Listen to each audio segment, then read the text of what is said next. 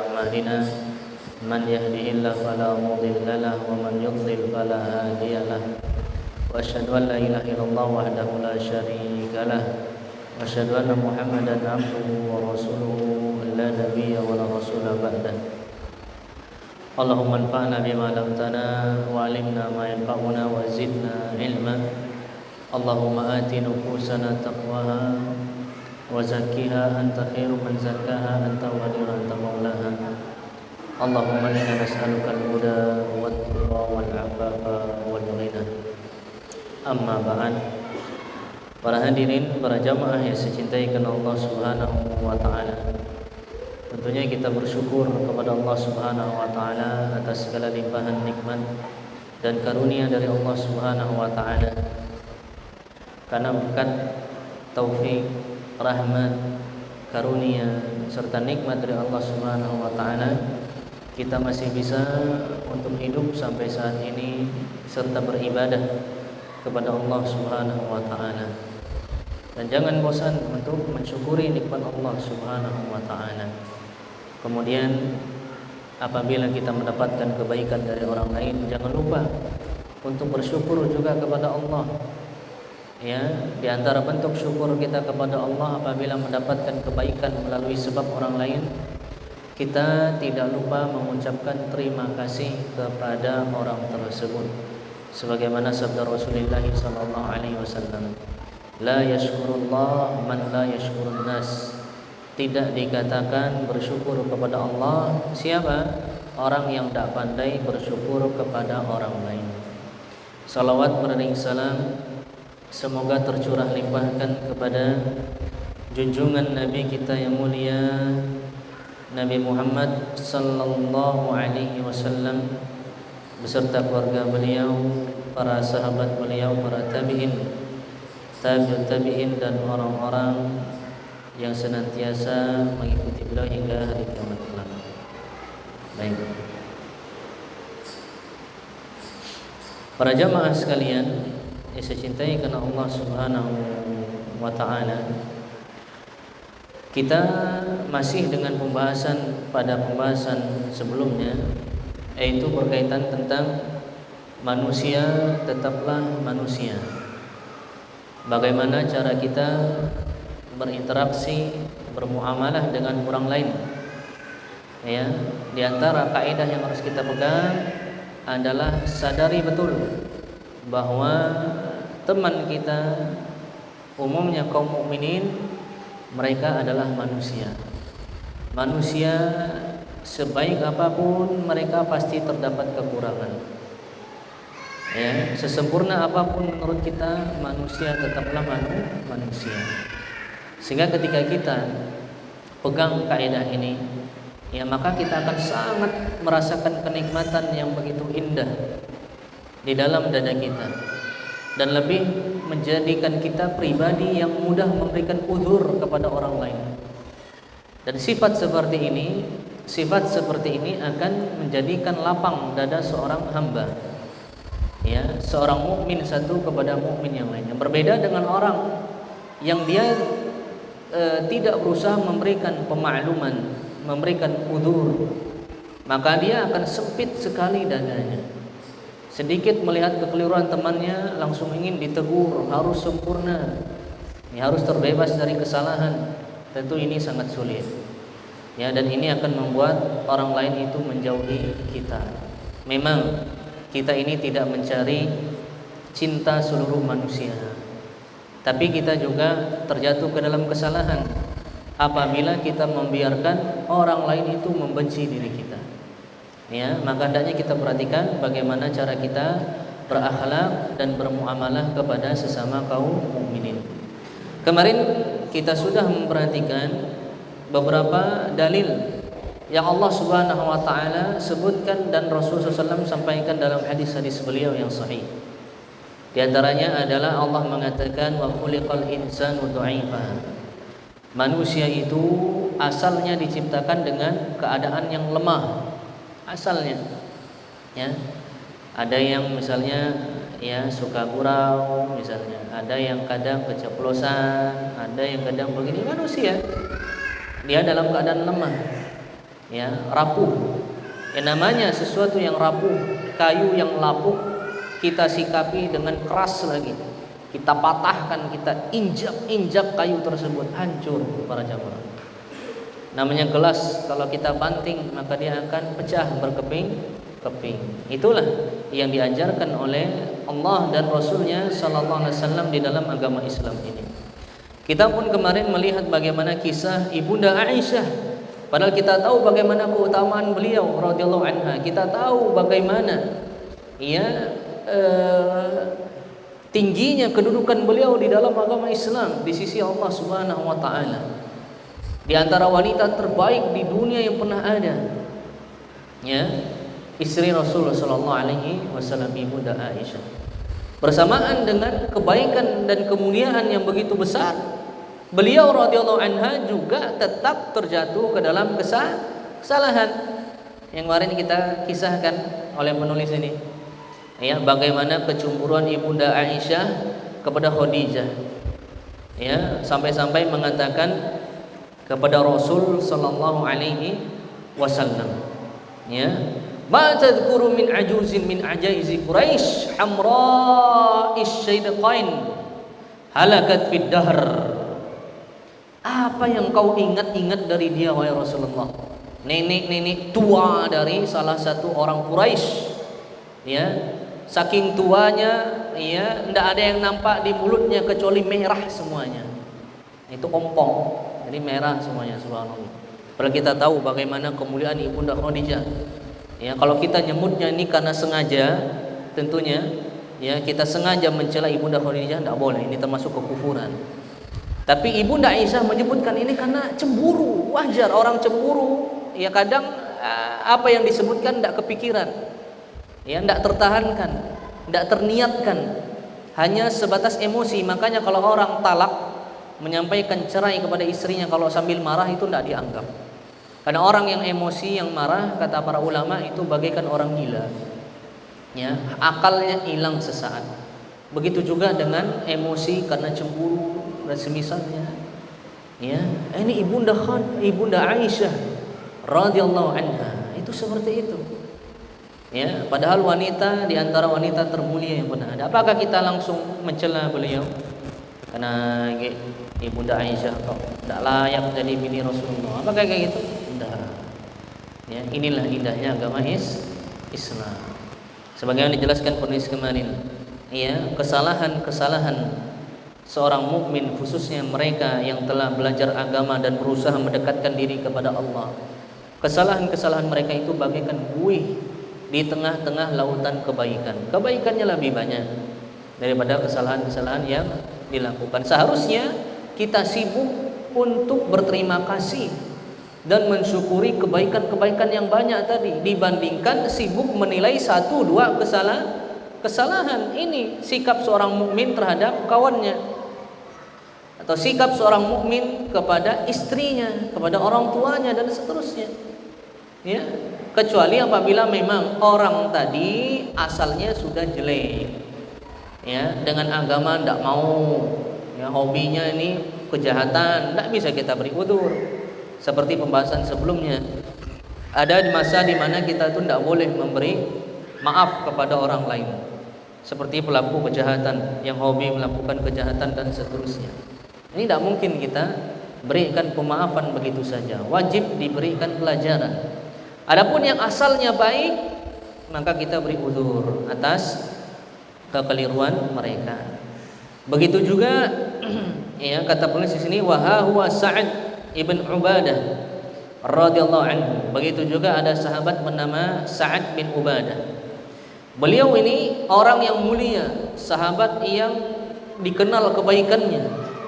Itu saja yang dikenal kebaikannya pernah ikut campur dalam masalah, ya, kedustaan tentang Ibunda Aisyah radhiyallahu anha. Bayangkan, sahabat yang baik, ya, tapi pernah mengatakan yang tidak-tidak tentang Rasulullah sallallahu alaihi wasallam. Dan lihat bagaimana sikap Rasulullah SAW. Beliau naik mimbar ketika sahabat ini mengucapkan sesuatu yang tak baik tentang keluarga beliau sallallahu alaihi wasallam, tentang Ibunda Aisyah. Apa kata Rasul sallallahu alaihi wasallam? Ya ma'syaral muslimin, wahai sekalian orang-orang muslim, kaum muslimin, man ya'dzuruni min rajulin qad balaghani anhu adahu fi ahli. Siapa yang bisa tolong menyampaikan udzur atau mengurus seseorang ini yang telah sampai kepadaku berita tentang bahwa dia menyampaikan hal-hal yang mengganggu keluargaku. Wallahi ma 'alimtu 'ala ahli illa khairan. Demi Allah, tidak ada yang aku ketahui dari keluargaku, dari istriku kecuali kebaikan. Walaqad dzakaru rajulan ma 'alimtu 'alaihi illa khairan. Perhatikan. Dan sungguh para sahabatku yang lain, kata Rasulullah SAW, telah menyebutkan nama seseorang sahabat, yang mana sahabat ini, kata Rasulullah SAW, tidaklah aku mengenalnya kecuali kebaikan. Bayangkan Rasulullah SAW bagaimana sikap beliau menghadapi kesalahan sahabatnya, padahal sudah ikut mencela. Siapa yang rela, siapa yang tidak sakit hati kita ketika istri kita itu dituduh dengan tuduhan dusta? Tapi yang disampaikan Rasulullah SAW adalah pemberian uzur. Aku tuh tidak kenal dengan dia itu kecuali kebaikan. Orang itu memang yang aku tahu tentangnya adalah kebaikan. Subhanallah. Rasulullah SAW. Artinya Pak Rasul bersikap sebagaimana yang dijelaskan penulis, yaitu sahabat ini kesalahannya bagaikan buih di tengah lautan kebaikan. Jangan sampai 1-2 kesalahan yang itu mungkin karena ketidaksengajaan atau cuma karena ikut-ikutan, bukan karena kesengajaan. Kalau diberi udzur mungkin dia bisa lurus, bisa menarik ucapannya seperti itu. Itu kita beri udzur. Para jamaah sekalian, saya cintai karena Allah Subhanahu wa ta'ala. Ini indah kalau kita lakukan seperti ini. Ini para jamaah sekalian, saya cintai karena Allah Subhanahu wa ta'ala. Saya pernah cerita sedikit kedapatan ketika mau beli makan, enggak usah disebutkan nama orang. Mudah-mudahan ini menjadi ibrah, pelajaran bagaimana kita mempraktekkan akhlak yang indah. Saya pernah kedapatan ada salah satu teman kita, pas saya beli makan itu jumpa, cuma dia tidak tahu, tidak lihat, ketahuan merokok. Padahal udah belajar gitu kan. Itu depan kita. Tapi apakah langsung antum tuh luar biasa, antum gini. Enggak. Justru kalau kita sikapi seperti itu akan membuat dia semakin jauh dari hidayah. Maka inilah kekurangan kita masing-masing. Ada yang masih seperti itu. Ada yang umpamanya masih suka nonton film umpamanya. Ada yang masih suka main game. Nah, buah di balik sikap atau sikap itu nanti akan menentukan buah setelahnya. Hati-hati dalam bersikap, hati-hati dalam berucap, hati-hati dalam menasihati. Jangan sampai salah sikap kita membuat orang tuh justru semakin benci dengan hidayah ini, semakin jauh dari agama Islam, semakin jauh dari kebaikan-kebaikan. Ada masanya kita tegur, ada caranya, kemudian dan seterusnya. Ini para jamaah, saya cintai karena Allah Subhanahu wa ta'ala. Karena semua orang, setiap kita, kalau setiap kita itu selalu dinilai kesalahan-kesalahan kita, pastilah kebaikan-kebaikan tadi tidak nampak. Maka yang kita lihat ketika melihat kesalahan saudara kita, yang kita ingat pertama kali sebagaimana pesan penulis adalah ingat dulu kebaikan-kebaikannya. Sadari kedudukannya di hadapan kawan-kawannya yang lain. Kalau memang orang ini memiliki kehormatan, pandangan oleh teman-temannya yang lain, tahan dalam bersikap. Pikirkan dulu maslahat dan mudaratnya. Jadi tidak main-main para jamaah. Saya cintai karena Allah Subhanahu wa ta'ala. Baik, ini Masya Allah. Dan alhamdulillah berkaitan dengan seperti ini, seperti contoh yang tadi, ketika ketemu pun enak, enggak enakan gitu, enggak, biasa-biasa aja. Ya, ini para jamaah sekalian, saya cintai karena Allah Subhanahu wa taala. Ya, kadang kita pun kaget ya kok bisa gitu. Tapi kita beri udzur. Ya. Seandainya kalau kita di posisi seperti dia, kita melakukan kesalahan seperti itu, ketahuan. Dan tentu kita semua punya dosa, bahkan lebih parah daripada dosa-dosanya. Kalau kita disikapi ya anarkis, arogan, diktator, ya, atau main hakim di tengah keramaian, patah hati kita, hancur sehancur-hancurnya. Ya. Ini dia para jamaah, saya cintai karena Allah Subhanahu wa taala. Ya. Baik. Kemudian kisah yang lain adalah ada salah seorang sahabat yang bernama Jabir bin Abdullah, ya, atau Barok. Nah, ada sahabat namanya Barok. Itu pernah mengatakan ketika Rasulullah SAW bersabda, ihtazzal arsyu li mauti Sa'd bin Mu'adz. Sungguh arsy-Nya Allah itu bergetar. Arsy-Nya Allah itu bergetar sebab kematian salah seorang sahabat bernama Sa'd bin Mu'adz. Bayangkan, Rasul mengatakan apa? Arsy-Nya Allah itu bergetar.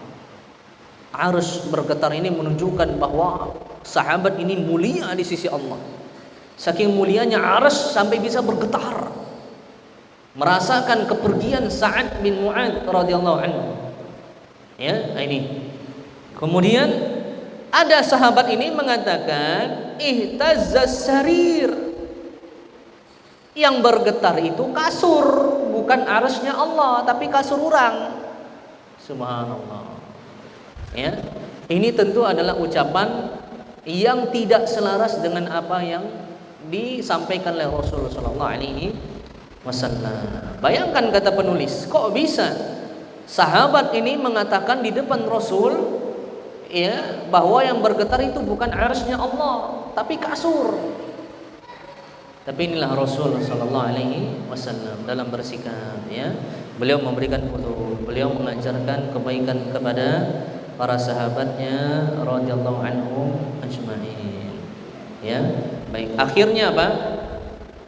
Ya.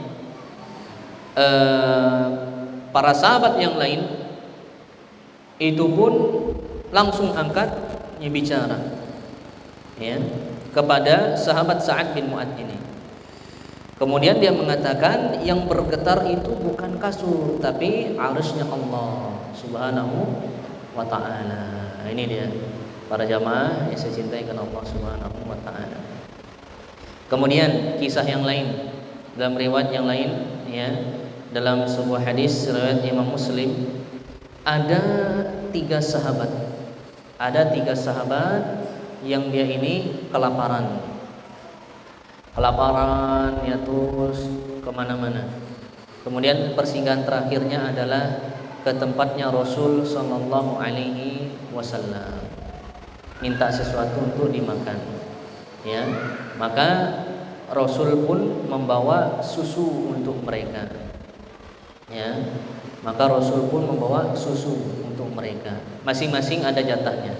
Rasul satu, kemudian masing-masing sahabat tiga, satu. Nah, kemudian tiga sahabat ini itu keceplosan deh. Jatahnya Rasul itu diminum sama mereka. Karena mereka menganggap Rasul kan sholat malam, yalah kita ajaklah yang menghabiskannya daripada merusak, ya kan? Padahal harusnya tidak usah dikacau, yalah kita aja yang habiskan. Diminum sama mereka, ya. Kemudian Rasulullah SAW setelah sholat malam itu ingin minum susu beliau SAW. Ternyata dicari sama Rasulullah SAW. Ketika dilihat, dibuka bahasa kita tudungnya, taksian, subhanallah. Tiba-tiba Rasulullah SAW mengangkat tangan. Bayangkan, pun kita tidak bergetar, ya. Maka para sahabat ini mengatakan, kami pun bahasanya cemas. Kami melihat Rasulullah SAW mulai mengangkat tangan. Al-an yad'u alayya fa ahliku. Kata sahabat, sungguh sekaranglah saatnya Rasul akan mendoakan kebinasaan untukku, ya, karena kesalahanku tadi minum jatahnya Rasul sallallahu alaihi wasallam. Lihat, Rasul sudah mengangkat tangan. Sahabat ini mengira bahwa Rasul SAW akan mendoakan kebinasaan untuk sahabat itu. Ya Allah, celakakan orang yang minum jatahku ya Allah. Ya kan? Tapi lihat apa yang terjadi. Rasul sallallahu alaihi wasallam, dan ini jarang ya kita dapatkan pelajaran akhlak seperti ini. Ternyata Rasulullah SAW berdoa, Allahumma at'im man at'amani wasqi man asqani. Ya Allah, berikanlah makan kepada orang yang telah berikanku makan, dan berikanlah minum kepada orang yang telah beriku minum. Masya Allah. Bayangkan, sahabat yang tadi bahasanya dah cemas, dah bagagar-gagar, melihat akhlak beliau SAW seperti ini, jatuh hati beliau. Ya, sahabat ini sangat-sangat jatuh hatinya, jatuh cinta dia berkali-kali kepada Rasul sallallahu alaihi wasallam. Ya, ini dia para jamaah sekalian, saya cintai karena Allah Subhanahu wa taala. Pada akhirnya apa? Sahabat ini pun balik, dia ini langsung nyari hewan sembelihan. Ya, itu langsung dikasih kepada Rasul sallallahu alaihi wasallam. Ya, ini para jamaah sekalian, bagaimana buah manis dari akhlak yang baik kepada teman yang lain. Ya, berikan mutu. Jangan menjadi orang yang mudah emosi. Janganlah kita menjadi orang yang mudah bersikap kurang baik kepada orang lain. Ingat, ya, jadilah kita miftahun lil khair, kunci-kunci kebaikan bagi orang lain. Jadilah kita jembatan hidayah bagi orang lain dengan sikap kita, dengan akhlak kita. Betapa banyak orang-orang yang masih tidak paham agama di luar itu masih banyak, dan butuh sekali dengan akhlak yang baik dari kita, agar mereka bisa sholat, agar mereka bisa berbuat kebaikan. Dan Masya Allah, nah ini, dan Alhamdulillah saya lihat kadang sebagian dari ini para jamaah itu di sini Masya Allah, ya, seperti sholat Jumat biasanya kan ada makanan, itu diantara bentuk kebaikan dan bisa menjadi jembatan hidayah bagi orang lain. Ya, ada juga terkadang saya lihat secara perorangan satu-satu seperti itu berbuat kebaikan kepada orang lain. Ini menjadi jembatan hidayah ya bagi orang lain. Dan ingat, jangan sepelekan kebaikan yang kita lakukan apabila tulus karena Allah. Pasti Allah balas. Sesungguhnya Allah, innallaha la yudhi'u man ajra man ya, innallaha la yudhi'u ajra man ahsana amala. Sesungguhnya Allah tidak akan pernah melupakan, menyia-nyiakan kebaikan, sebuah kebaikan yang dilakukan oleh seorang hamba. Tidak akan pernah lupa. Itu pasti akan dibalas oleh Allah Subhanahu wa taala. Itu satu kecil, kalau nominalnya besar, kalau jumlahnya banyak, itu bagaimana? Ya, jadilah kita seorang hamba, ya, seorang muslim yang ketika wafatnya kita yang diingat adalah kebaikan-kebaikan kita. Itu nikmat jadi orang seperti itu. Bukan artinya kita ingin diingat-ingat, dipuji manusia, bukan. Tapi mudah-mudahan dengan kebaikan-kebaikan yang kita lakukan ini bisa ditiru oleh orang lain. Kalau orang niru, kita dapat pahalanya. Kalau kebaikan ini diteruskan terus menerus, maka akan dapat pahalanya kita. Ketika kita wafat dalam kubur, ya Allah, kok datang terus pahala nih. Ya, ketika kita nanti dari padang mahsyar melihat total pahala yang begitu besar, bagaikan rekening yang tidak terbatas, jalan masuk terus begitu. Ketika kita ditanya kenapa, ketika kita bertanya kepada Allah, ya Allah, kenapa seperti ini, kok bisa? Ya, maka karena amal jariyah kita, kebaikan-kebaikan kita yang dilakukan oleh orang lain. Sampai-sampai ada salah satu ustadz yang penulis buku itu menulis sebuah buku dan judulnya bagus sekali, Mati Tersenyum Esok Pagi. Luar biasa. Ya, artinya apa? Kita ini ingin agar kita mati, dan ketika kita mati, kita wafat menghadap Allah, yang ada adalah kebaikan-kebaikan kita. Dan itulah seorang mukmin. Ketika seorang mukmin telah tiada, baru terasa akan kebaikan-kebaikan yang pernah dilakukannya. Baik. Kana ba'duhum yuhibbul mal wa yajtami'u lahu. Bahkan sebagian sahabat itu sangat mencintai harta. Ada sahabat yang sangat mencintai harta, bahkan mengumpulkan harta. Subhanallah. Ya. Baik. Makanya Allah Subhanahu wa taala pernah berfirman tentang sahabat Nabi. Ya. dalam surah Ali Imran ayat 152. Surah Ali Imran ayat 152. Ayat tentang sahabat itu ada yang suka sama harta, sama dunia. Ya, namanya manusia. Ya, ada saya sesuatu dunia yang sangat saya sukai. Kalau saya pribadi suka dengan kendaraan umpamanya. Suka dari dulu suka. Makanya sampai sekarang kalau ngajar tuh pakai motor tuh enggak capek rasanya. Ada yang suka sepeda, ada yang suka futsal, ada yang suka bola.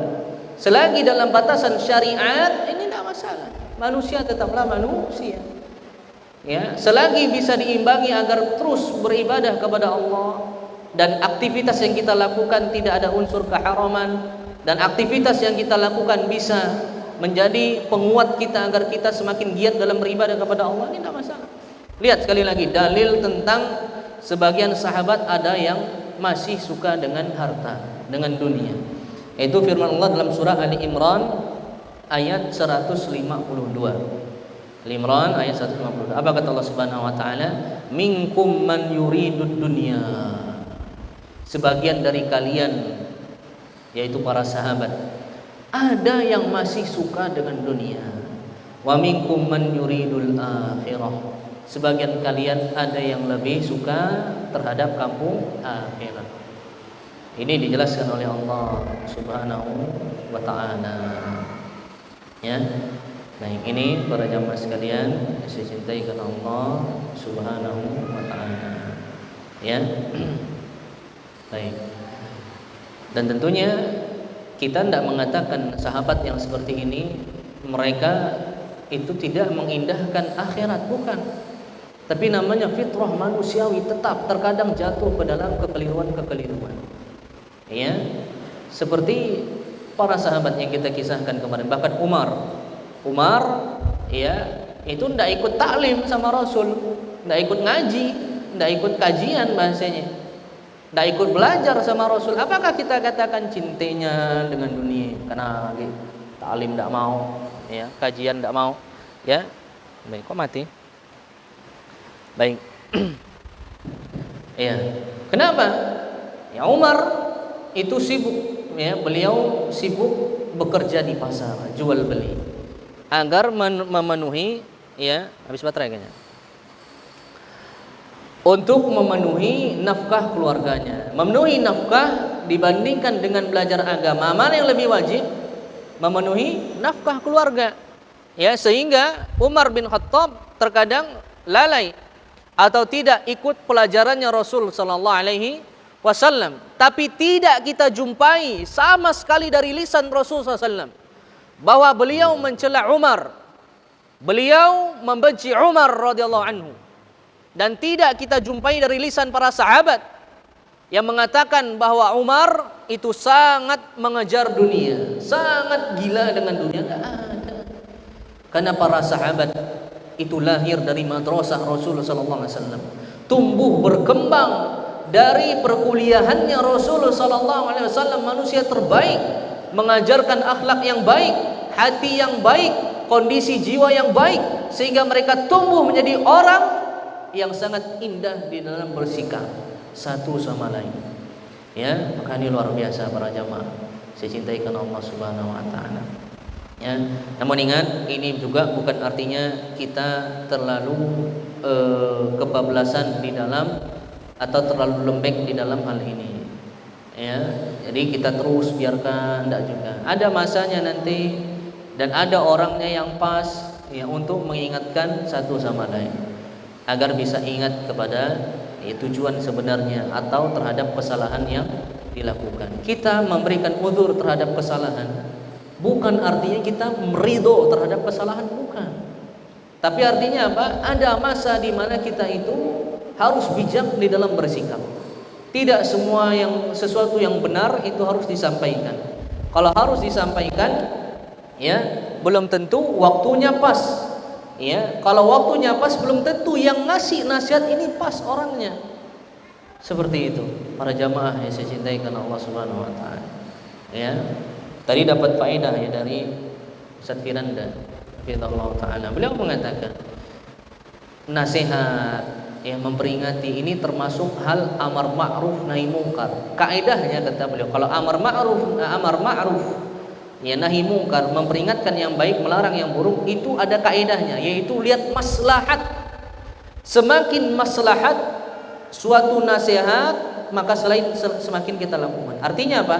Kalau seandainya ada teman kita melakukan kesalahan, ya, saya nih atau guru-guru yang lain itu berilmu, tapi kurang dekat dengan si fulan ini, atau ucapan kita kurang didengar karena fulan ini jauh usianya dari kita, maka kita lihat maslahatnya.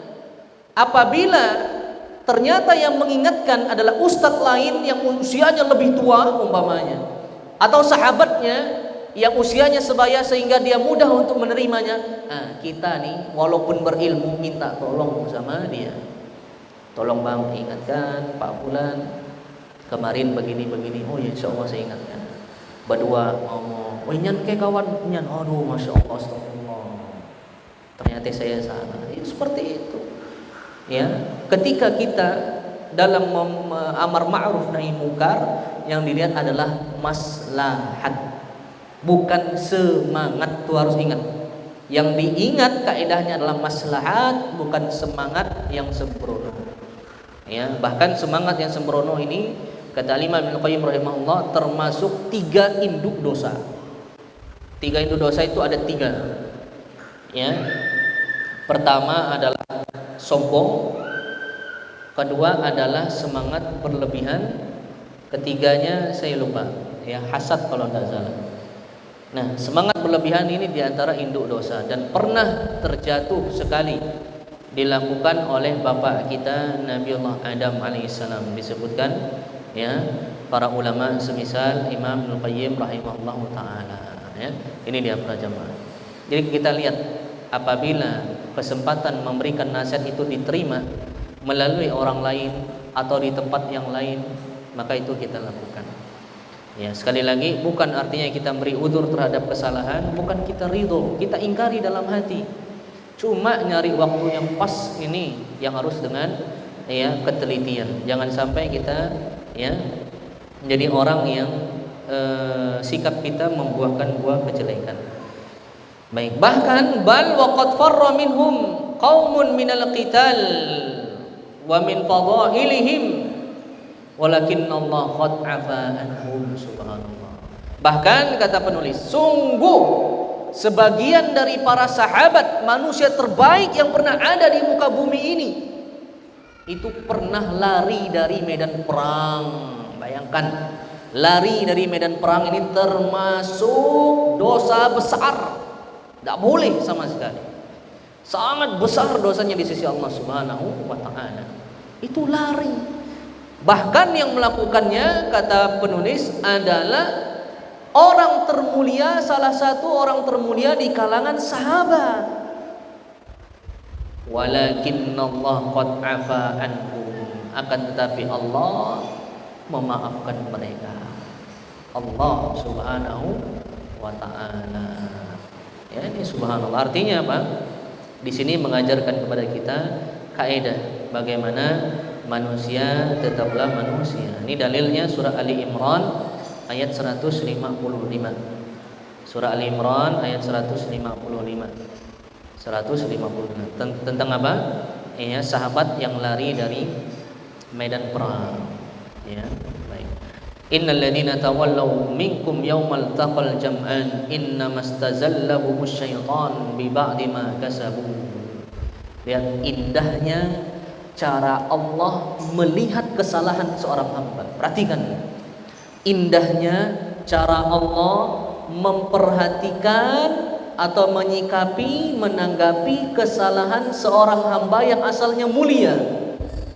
Kita lihat bagaimana sikapnya Allah Subhanahu wa ta'ala. Ya, sesungguhnya kata Allah, sebagian dari kalian yang lari dari medan perang ketika berkumpul 2 kubu untuk berperang antara mukmin dan kafir, yang membuat kesalahan adalah setan. Yang buat kesalahan adalah setan. Allah tidak bilang yang inti kesalahannya kamu sendiri, siapa suruh, bukan.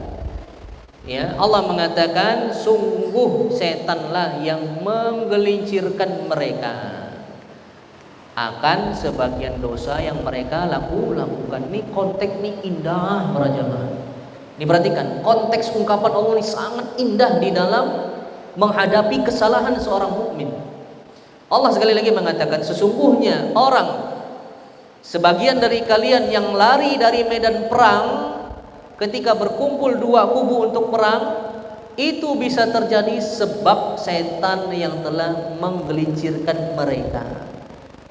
Sebab dosa yang mereka lakukan, yaitu sahabat yang tadi lari dari perang. Lihat ungkapan bahasa yang Allah gunakan, ya, luar biasa. Kemudian Allah mengatakan walaqad afallahu anhum, dan sungguh telah Allah maafkan dosa mereka. Innallaha ghafurun halim. Sesungguhnya Allah adalah Rabb yang maha pengampun lagi maha lembut. Maha lembut terhadap hambanya. Ketika menjumpai hambanya yang asalnya baik, maka Allah subhanahu wa ta'ala bersikap dengan penuh kelembutan. Kehikmahan Allah subhanahu wa ta'ala, pengampunan Allah itu disertai dengan kelembutannya Allah subhanahu wa ta'ala. Ketika Allah subhanahu wa ta'ala ingin, ya, mengampuni dosa seorang hamba, bukan artinya Allah tidak melihat kesalahannya, Allah lihat kesalahannya. Cuma ketika Allah subhanahu wa ta'ala menilai kesalahan hamba tersebut, Allah sertai dengan kelembutannya, berbeda dengan manusia. Ya, dia memaafkan orang lain tapi kadang hatinya masih dongkol, masih benci dengan kawannya. Ya, itu berbeda dengan Allah subhanahu wa ta'ala, pengampunan yang sempurna dengan sikap yang sempurna Allah subhanahu wa ta'ala. Ini para jamaah sekalian, saya cintai karena Allah subhanahu wa ta'ala. Ya, waqad uqimatil hudud ala adadin minhum, bahkan sebagian dari mereka, kata penulis, ada yang ditegakkan had-had, ya, hukuman Islam kepada mereka. Artinya kalau ditegakkan had ini adalah hukuman atau balasan bagi pelaku, ya, suatu kesalahan dalam agama Islam. Artinya adalah dia melakukan kesalahan sehingga layak untuk dihukum, untuk dibalas. Ya, quti'at aidi unasin. Sebagian sahabat ada yang tangannya dipotong. Tapi sahabat, ya, subhanallah. Wa julida unasun. Sebagian sahabat yang lain ada yang dicambuk mereka melakukan kesalahan. Ya, warujima akharun, sebagian sahabat yang lain bahkan ada yang dirajam. Apa itu rajam? Hukumannya bagi siapa? Rajam itu adalah lempar batu kepada orang, ya, orang banyak lempar batu kepada satu orang sampai mati. Ya, ini hukuman untuk siapa? Pelaku zina. Orang yang sudah berkeluarga, sudah menikah, berzina dengan, ya, lawan jenis yang lain. Ya. Seorang pria yang sudah menikah berzina dengan wanita lain. Sebaliknya, wanita sudah menikah berzina dengan pria yang lain. Ini sahabat. Para jamaah yang saya cintai karena Allah subhanahu wa ta'ala. Ya. Nah, artinya apa? Ya, manusia tetaplah manusia. Tidak ada yang bisa kita harapkan dari kesempurnaan manusia ini.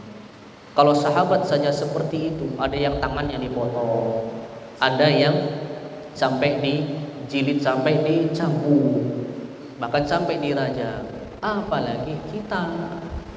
Ya, yang menjadi pembeda adalah bagaimana sikap Allah dan Rasulnya di dalam menghadapi kesalahan mereka. Ya, ini para jamaah saya cintai karena Allah subhanahu wa ta'ala.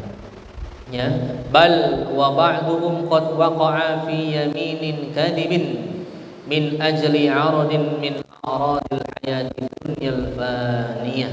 Bahkan sebagian sahabat, kata penulis, ada yang mereka ini bersumpah dengan sumpah dusta untuk melariskan atau mendapatkan secuil dari keuntungan dunia.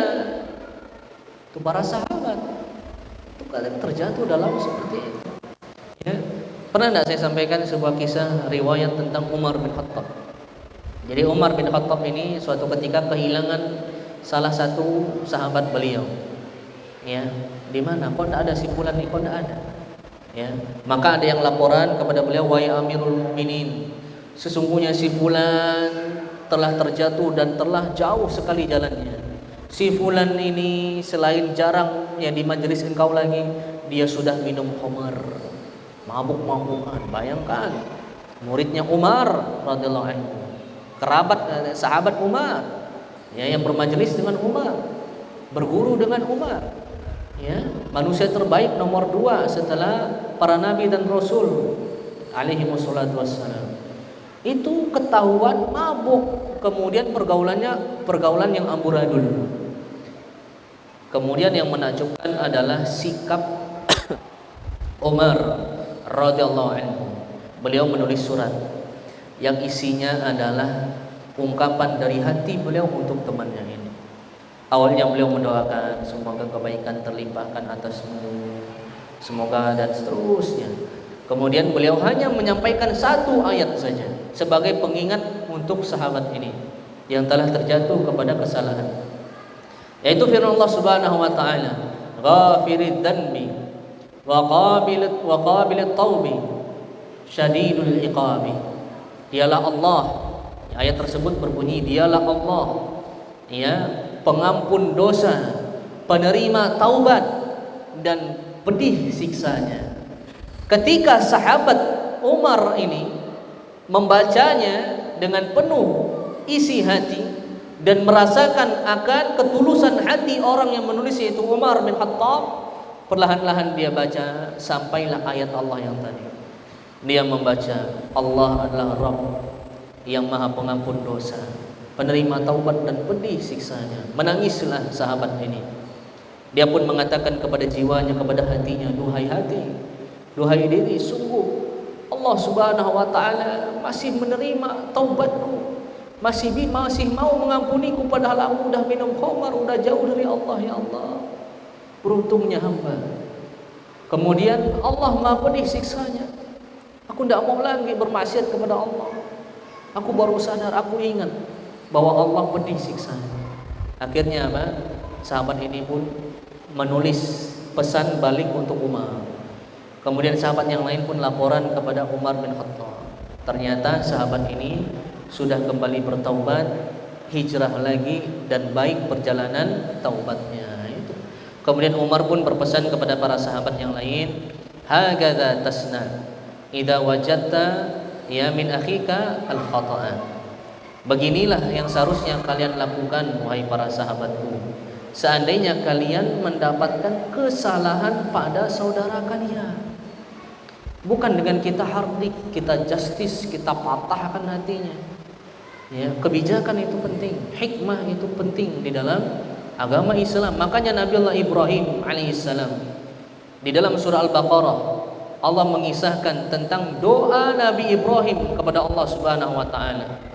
Ya, Rabbana, doa Nabi Allah Ibrahim dan Ismail. Itu ketika bangun Ka'bah. Setelah bangun Ka'bah berdoa, ada beberapa doa yang mereka minta. Di antaranya, Rabbana wab'ats fihim rasulan minhum yatslu 'alaihim ayatika wa yuzakkihim wa yu'allimuhumul kitaba wal hikmah. Ya Allah, utuslah seorang rasul kepada mereka dari keturunan mereka sendiri, kalangan mereka sendiri, yaitu penduduk Mekah. Ya, yang mana utusanmu ini ya Allah kelak akan membacakan ayat-ayatmu kepada mereka, mengingatkan mereka, membersihkan hati mereka, mengingatkan akan kebeningan hati mereka kepadamu ya Allah. Kemudian mengajarkan kepada mereka al-kitab, Al-Quran, wal hikmah, dan sikap hikmah. Menurut tafsir sebagian ulama, ya, Nabi Allah Ibrahim itu minta agar Rasul nanti itu adalah seorang yang mengajarkan sikap hikmah. Ya, sebagian ulama menafsirkan hikmah di sini maksudnya sunnah, mengajarkan sunnah-sunnah para nabi dan rasul alaihi wassalatu wassalam. Ini menunjukkan bahwa sikap hikmah itu penting. Saking pentingnya apa? Menjadi salah satu bahan doa Nabi Allah Ibrahim alaihi salatu wassalam. Ya, dan kita tahu bagaimana agungnya kedudukan Nabi Ibrahim. Nabi Ibrahim itu nabi keberapa yang paling dicintai oleh Allah? nomor 2 setelah Nabi Muhammad sallallahu alaihi wasallam. Nabi yang paling dicintai oleh Allah pertama Nabi Muhammad. Yang kedua siapa? Nabiullah Ibrahim. Artinya apa? Ketika kita sadar akan agungnya ketinggian kemuliaan Nabi Ibrahim di sisi Allah, maka kita dapati di antara isi doa beliau ini sangat-sangat penting untuk kita perhatikan dan kita amalkan. Di antaranya tadi apa? Sikap hikmah. Ya, termasuk hikmah di dalam berteman, ya, dan bermuamalah kepada mereka. Ya, baik. Wa haula'i aidan ahlu fadlin wa khairin wa sulahin sadarat minhum. Demikianlah mereka, sebaik-baik mereka. Mereka adalah manusia yang memiliki kebaikan, keutamaan. Tetap kata penulis, muncul kepada mereka kesalahan-kesalahan. Ya. Baik. Ini para jamaah sekalian saya cintai karena Allah Subhanahu wa taala. Ya, baik. Seperti kata penulis di sini adalah Abu Bakar, ya, orang yang paling utama di umat Islam ini, bahkan umumnya manusia yang ada setelah para nabi dan rasul alaihi wasallam itu pernah marah, ya, pernah marah kepada sebagian tamu, ya, qulula hanian, sampai-sampai mengatakan pada tamu, makan dengan tidak tenang kalian makan.